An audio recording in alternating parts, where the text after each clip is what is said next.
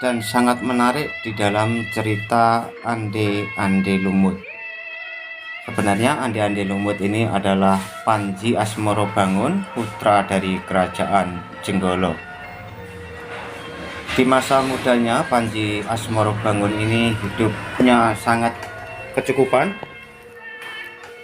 Namun dengan demikian, karena kekuatan dari kerajaan jiwanya, Panji Asmorobangun ini ingin mengembara dengan maksud dia ingin menjadi seseorang yang benar-benar mandiri, disiplin di dalam kehidupan nanti untuk perjuangan dan kebesaran Jenggolo.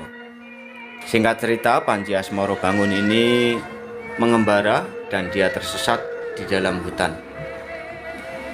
Dalam ketersesatannya, Panji Asmorobangun ini ketemu dengan ibu yang sangat tua, yaitu Mbok Rondo Pasiratan.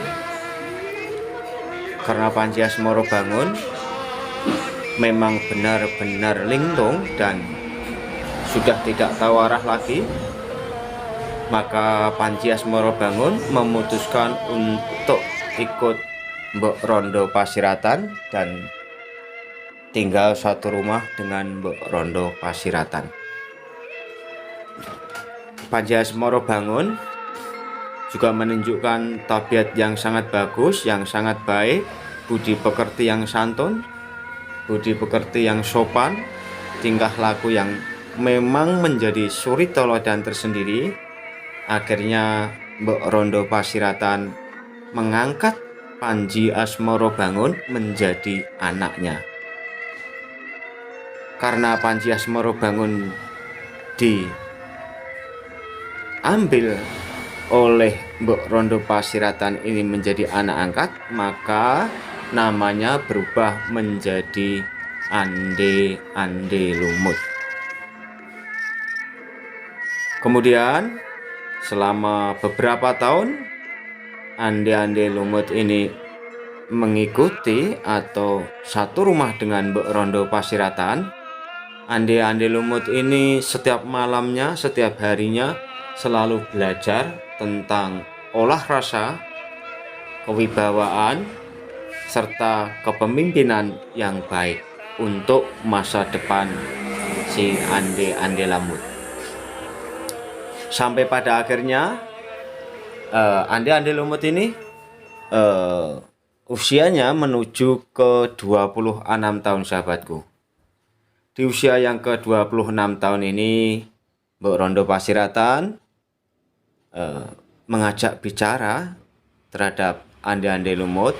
Nak, kamu ini sudah 26 tahun, kamu harus sudah waktunya menikah. Ande-Ande Lumut menjawab, "Nggih, Mbok. Tetapi saya belum punya wanita pilihan, Mbok. Sedangkan menikah harus dengan seorang wanita idaman yang memang sangat disayanginya."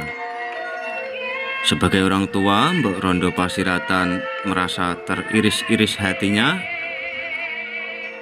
Lalu Mbok Rondo Pasiratan mengadakan suatu woro-woro atau suatu pengumuman yang intinya siapa saja gadis desa yang ingin menikah dipersilahkan datang ke tempat Mbok Rondo Pasiratan, yang intinya untuk ngunggah-ngunggahi Ande-Ande Lumut. Karena ketampanan dan budi pekerti yang sangat baik, Ande-Ande Lumut ini sangat dikenal di beberapa daerah sekitar tempatnya Mbok Rondo Pasiratan. Sampai-sampai di desa sebelah, yaitu di Desa Dadapan, tempatnya Mbok Rondo Dadapan, ini juga mendengar kabar berita bahwa si Ande-Ande Lumut ini ingin dicarikan jodoh. Singkat cerita, putri dari ketiga Mbok Rondo Dadapan yang notabene memang sangat cantik-cantik, yang sangat ayu banget. Di antaranya adalah kleteng abang, kleteng hijau, dan kleteng ungu. Ini pergi duluan untuk menemui ande-ande lumut. Namun dengan demikian, di tengah perjalanan untuk menuju ke desa Pasiratan, ini terdapat suatu bengawan ya. Bahkan ketika putri ini sangat kebingungan untuk menuju ke Pasiratan, harus satu-satunya jalan harus melalui bengawan ini. Konon ceritanya di bengawan itu ada penghuninya yang sangat luar biasa ganas dan terkenal, yaitu Yuyu Kangkang. Kemudian atas bantuan Yuyu Kangkang, ketika putri dari Mbok Rondo Dadapan ini bisa sampai ke dusun Mbok Rondo Pasiratan. Dan akhirnya ketika putri ini menemui Mbok Rondo Pasiratan dan mengungkapkan keinginannya untuk ngunggah-ngunggahi ande-ande lumut. Tetapi apa yang terjadi sahabatku? Ande-ande lumut ini bisa dibilang orang waskito ya, atau orang yang tahu sebelum sesuatu itu terjadi. Karena ketika putri yang sangat cantik, semuanya ditolak oleh ande-ande lumut, dan hanya tinggal satu putri dari Mbok Rondo Dadapan, yaitu Kleteng Kuning, itu juga menyusul ingin ngunggah-ngunggahi ande-ande lumut.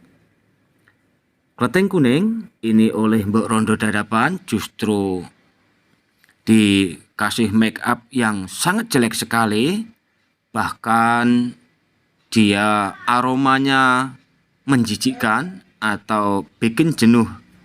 Siapapun orangnya yang di samping Kleteng Kuning pasti ingin muntah-muntah, karena memang Mbok Rondo Dadapan ini bang sinde bang siladan terhadap keempat anaknya itu.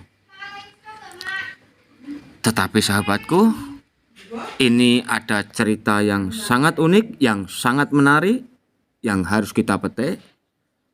Apapun di dalam kehidupannya, setiap seseorang harus berbuat baik, jujur, dan teman itu akan membuahkan hasil yang sangat maksimal. Singkat cerita, Kleteng Kuning sampailah ke desa Pasiratan. Kemudian dia sowan, dia menemui Mbok Rondo Pasiratan dan mengungkapkan keinginannya untuk ngunggah-ngunggahi ande-ande lumut.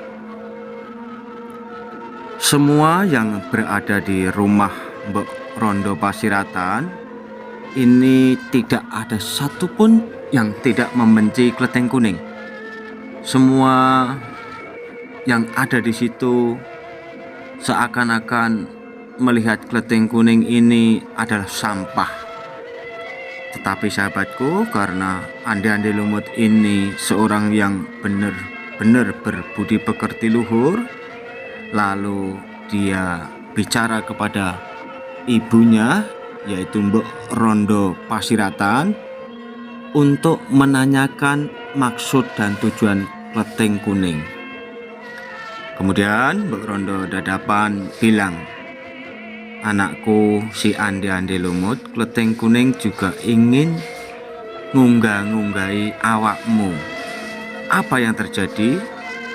Di luar nalar, ande-ande lumut justru menerima Kleteng Kuning sebagai istri tercintanya." Akhir cerita sahabatku, ternyata ande-ande lumut ini adalah Panji Asmoro Bangun, dan Kleteng Kuning ini adalah Dewi Condro Kirono, yaitu Dewi Sekartaji. Itulah cerita tentang ande-ande lumut.